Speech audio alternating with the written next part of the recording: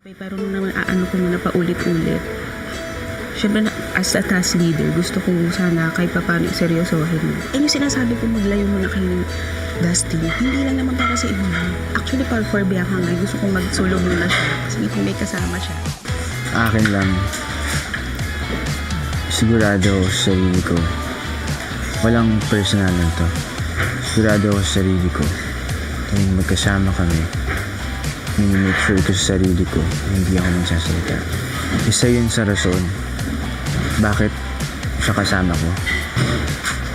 Para sa akin lang sana, di ba, bago tayo magbitaw sa harap ng tao, sa harap ng dalawang bisita, syempre nakakaya rin sa part ko.